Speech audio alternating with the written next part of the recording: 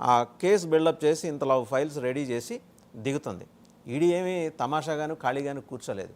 ఇక పొలిటికల్ యాంగిల్లోకి వస్తే వాళ్ళ ఏంటంటే ఏ క్షణంలో అయినా తోక జాడిచ్చే నితీష్ కుమార్, చంద్రబాబు లాంటి వాళ్ళతో మేము జాగ్రత్తగా ఉండాలని బీజేపీ పెద్దలు అనుకున్నారట. సో అందుకని వీళ్ళు తోక జాడించకుండా ఆ తోకకి పిల్లకి ముడేసి పెట్టడం కోసం వాళ్ళ దగ్గర పెట్టుకున్నారు ఇలాంటివన్నీ అని కథనాలు, ఢిల్లీ మీడియా కథనాలు. ఇవన్నీ చదివినే నేను మీకు చెప్తున్నానండి. మీరేమంటారు కృష్ణాంజలి గారు? వాసుదేవన్ గారు, ఇక్కడ మనము జనసేన పార్టీనో బీజేపీనో మీరు ఎందుకు ప్రశ్నించడం లేదు అని అడగగానే అనేటువంటి అంశం ఏంటంటే, ప్రభుత్వంలో ఉండేటువంటి వాళ్ళు మీరు ఈ మూడు పార్టీలు విడిపోవాలని, ఈ ప్రభుత్వం కూలిపోవాలని కోరుకుంటున్నారు, మీరు వైఎస్ఆర్ కాంగ్రెస్ పార్టీ అధికారంలోకి రావాలని కోరుకుంటున్నారు అని. మీరు మూడు పార్టీలు మీరు ఏ విధంగా మాట్లాడుకున్నా, పోట్లాడుకున్నా, లేకపోతే ప్రజల తరపున మాట్లాడాల్సినటువంటి బాధ్యత అయితే పవన్ కళ్యాణ్కి అయితే ఉంటుంది కదండి. మేము విడిపోవద్దు, ప్రభుత్వంలోనే ఉండండి, తప్పులు జరగకుండా చూడండి, అంతర్గతంగా ఉండి క్రాస్ చెక్కింగ్ పాయింట్ గా పవన్ కళ్యాణ్ ఉండొచ్చు అని నేను అంటున్నాను. రేపు పొద్దున తప్పులు జరిగేదానికి మీరు కూడా బాధ్యత వహించాల్సి ఉంటుంది కదా. విడిపోమ్మని ఎవరు చెప్తున్నారు? విడిపోవాల్సినటువంటి అవసరం లేదు. అసలు మీరు విడిపోయినా లేకపోతే ఇంకోటైనా 135 సీట్లు తెలుగుదేశం పార్టీకి ఉన్నాయి. వాళ్ళు కావాలంటే వాళ్ళు ప్రభుత్వాన్ని కొనసాగించేదానికి అవకాశం ఉంటుంది. ఇక్కడ ఒక అంశం ఏంటి అని అంటే, అసలు ప్రభుత్వానికి సంబంధించి ప్రభుత్వంలో ఉండేటువంటి ముఖ్యమైనటువంటి వ్యక్తుల చుట్టూ ఏదైతే ఈ హవాలాకు సంబంధించినటువంటి ఒక కోటరీ, ఆ కోటరీయే మొత్తము ప్రభుత్వానికి సంబంధించినటువంటి పాలనకు సంబంధించినటువంటి వ్యవహారాన్ని మొత్తాన్ని కూడా నిర్దేశిస్తుంది అనేటువంటిది బహిరంగ రహస్యం. ఇది అందరికీ తెలిసినటువంటి విషయమే.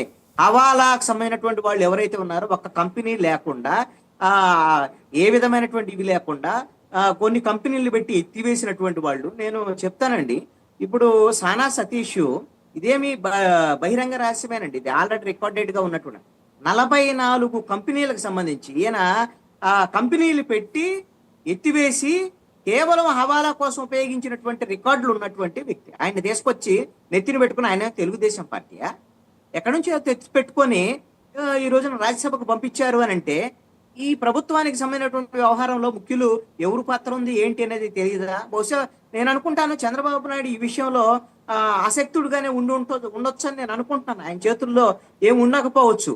ట్యాక్సీ డ్రైవింగ్ జరుగుతుంది ప్రభుత్వం వైపు నుంచి అయితే పాలన విషయంలో అనేటువంటిది బహిరంగ రహస్యం. ఇంకొకటి కూడా జరుగుతుందండి, ఇంకొకటి పెద్ద చర్చ జరుగుతుంది. దాంట్లో ఎంత నిజమో తెలియదు కానీ, మరి ఆగస్టు కుంభకోణం అనే ఆగస్టు సంక్షోభం అనేటువంటిది తెలుగుదేశం పార్టీకి మొదట ఉన్నటువంటి అంశం ఒకటే. ఆగస్టు నెల వచ్చే నాటికి ఈ రాష్ట్రంలో రాజకీయ ఒక పెద్ద కుదుపు, అధికార బదలాయింపో లేకపోతే నాయకత్వ బదలాయింపు ప్రభుత్వానికి సంబంధించినటువంటి వ్యవహారంలో ఏదో జరగబోతుంది అనేటువంటిది, ఇది కూడా ఢిల్లీ కేంద్రంగా బయటకు వచ్చినటువంటి అంశమేనండి. ఇది అంటే మరి నాయకత్వ బదలాయింపు అని అంటే ముఖ్యమంత్రి మారతారు అనేటువంటి దాని మీద పెద్ద చర్చ జరుగుతోంది. మరి ఆ ముఖ్యమంత్రి మారతారు అని అంటే చంద్రబాబు నాయుడు కాకపోతే పవన్ కళ్యాణ్కి అయితే ఏరు కదా.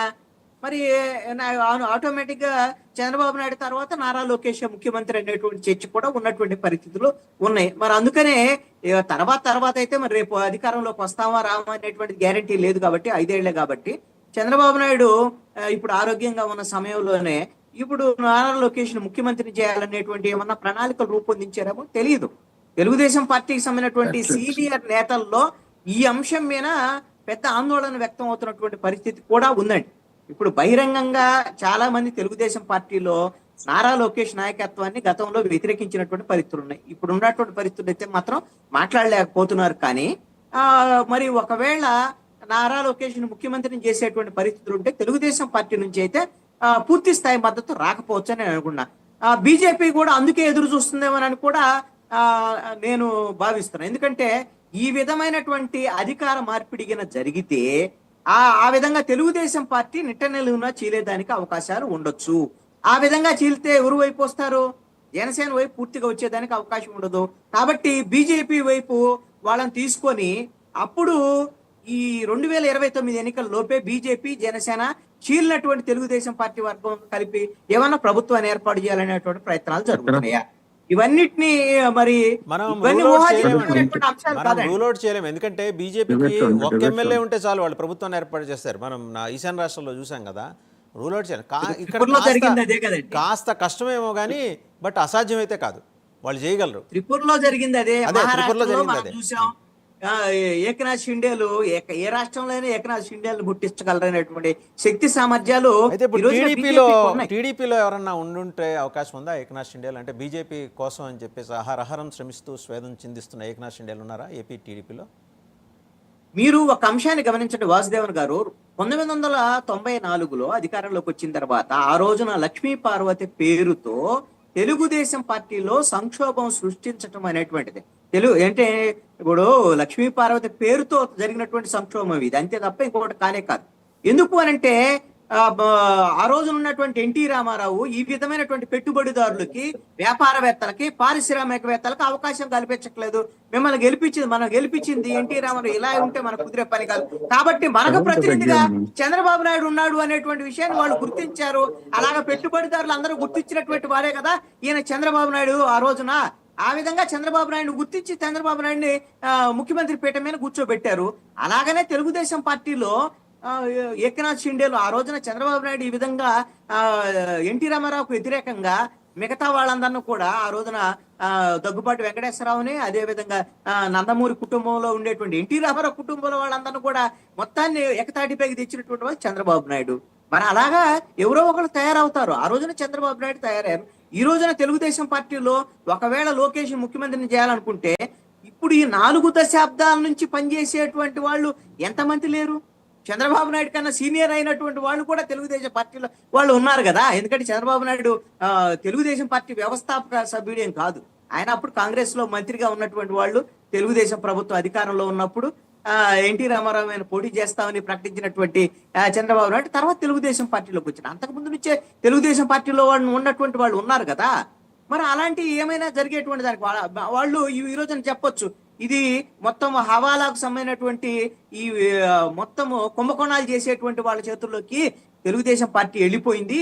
కాబట్టి మేము తెలుగుదేశం పార్టీని కాపాడుకోవడం కోసం మేము ఈ విధంగా పార్టీని చీలుస్తున్నాం అనేటువంటి దానికి మేము రావచ్చేమో. లేదు అని అంటే మరి ఆ రోజున ఆంధ్రుల ఆత్మ గౌరవం అనేటువంటి పేరుతో తెలుగుదేశం పార్టీ ప్రారంభమైంది. ఈ రోజున ఆంధ్రుల ఆత్మ గౌరవం ఎక్కడుంది? లేకపోతే దక్షిణాది రాష్ట్రాలకు సంబంధించినటువంటి అన్యాయం జరుగుతున్నటువంటి పరిస్థితి, డీలిమిటేషన్ విషయంలో కానివ్వండి, మిగతా కేంద్రం నుంచి వచ్చేటువంటి నిధుల విషయంలో కానివ్వండి, బీజేపీ తీవ్రస్థాయి అన్యాయం చేస్తుందని ఆ రోజున నల్ల చొక్కాలు వేసుకొని అసెంబ్లీలో అరిచి గగ్గోలు పెట్టింది చంద్రబాబు నాయుడే కదా. ఆ రోజు నువ్వు మాట్లాడినటువంటి మాటలకి, డిమాండ్ చేసినటువంటి విషయాలకి ఒకటన్నా న్యాయం జరిగిందా? ఈ రోజున బీజేపీని అన్ని భాషల్లో చంద్రబాబు నాయుడు అసలు సందు దొరికితే సార్ ఈ రోజున ఢిల్లీలో ఉన్నట్టుగా ఒకవేళ ప్రెస్ కాన్ఫరెన్స్ పెడితే ఒక్క రాజ్యసభ సీటు అది బీజేపీ వాళ్ళు వీళ్ళకి ఇస్తారో లేదో తెలియదు. ఇప్పుడు నరేంద్ర మోడీని హిందీ, ఇంగ్లీషు, తెలుగు అన్ని భాషల్లో పొగుడుతున్నాడు చంద్రబాబు నాయుడు. మీరు ఆ రోజున ఇదే నరేంద్ర మోడీ కదా, ఇదే ఎన్డీఏ ప్రభుత్వం కదా. ఆంధ్రప్రదేశ్ చేసినటువంటి అన్యాయాలకు సంబంధించినటువంటి వ్యవహారంలో ఒక్కటంటే ఒక్క న్యాయం అన్నా జరిగినటువంటి పరిస్థితి ఉందా చెప్పాలంటే చంద్రబాబు నాయుడు? మీరు వాటిని సాధించడానికి ఏమైనా మీరు సాగిల పడుతున్నారంటే అది లేదు. మీరు ఎందుకు సాగిల పడుతున్నారు? మీకు ఆల్రెడీ 135 సీట్లు ఉన్నాయి. మీ మీద ఆధారపడి ఈ రోజున నరేంద్ర మోడీ ప్రధానమంత్రి సీట్లో కూర్చున్నాడు. 21 ఎంపీ సీట్లు ఆంధ్రప్రదేశ్కు సంబంధించినటువంటి వాటి మీద కూర్చున్నారు. మరి మీ మీద ఆధారపడినటువంటి చంద్రబాబు నాయుడు ఈ రోజున నరేంద్ర మోడీని ఎందుకు పొగుడుతున్నాడు? కారణం ఏంటి అని అంటే, నాకు తెలిసి చంద్రబాబు నాయుడు నారా లోకేష్ రాజకీయ భవిష్యత్తు గురించి బీజేపీ వైపు నుంచి ప్రమాదం రాకుండా, బీజేపీ నుంచి ఆమోదం వచ్చేటువంటి